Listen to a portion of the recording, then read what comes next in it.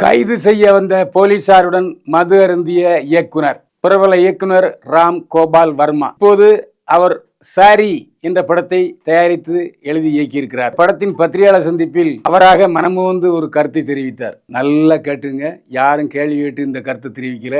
அவராகவே இயக்குனரும் தயாரிப்பாளருமான ராம்கோபால் வர்மா சொன்னாரு, நான் ஒரு 4 ஆண்டுகளுக்கு முன்னால் ஒரு சர்ச்சையான பதிவை என்னுடைய ட்விட்டர் பக்கத்தில் வெளியிட்டேன். உடனே சிலர் என் மீது புகார் கொடுத்து விட்டார்கள். என்னை கைது செய்ய போலீசார் வந்து கொண்டிருந்தார்கள். இது கூட இந்தி இயக்குனர் மகேஷ் பட் சொல்லிதான் தெரியும். உடனே நான் என்னுடைய வழக்கறிஞரிடம் வாய்த்தேன், இந்த மாதிரி கைது செய்ய வர்றாங்களாம் போலீசார், என்ன செய்யு.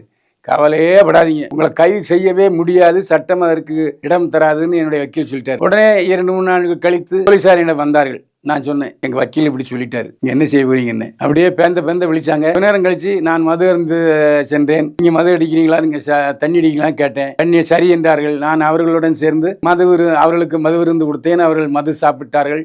சந்தோஷமாக பேசி கொண்டிருந்து விட்டு போய்விட்டார்கள் போலீசார் என்று சிரித்து கொண்டே சொன்னார் ராம்கோபால் வர்மா. இது எப்படி இருக்கு?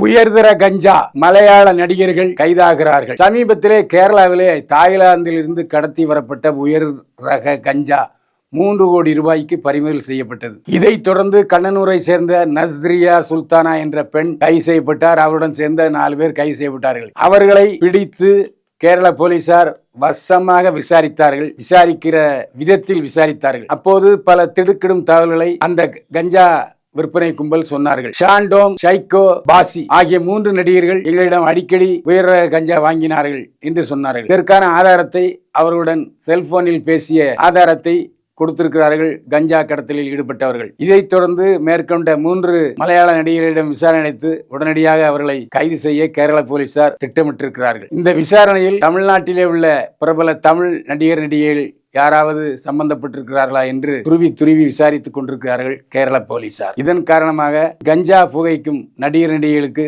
வயிற்றில் பேதி ஏற்பட்டிருக்கிறது.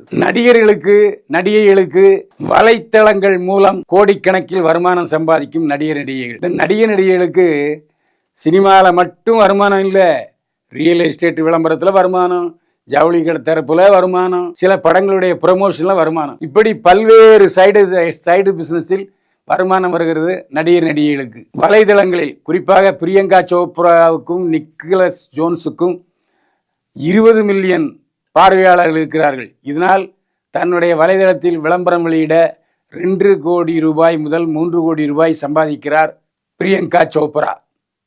அடுத்தது தீபிகா படுகோனே. இவர் தன்னுடைய வலைதளத்தில் விளம்பரம் வெளியிட 1 கோடி முதல் 2 கோடி ரூபாய் சம்பாதிக்கிறார்.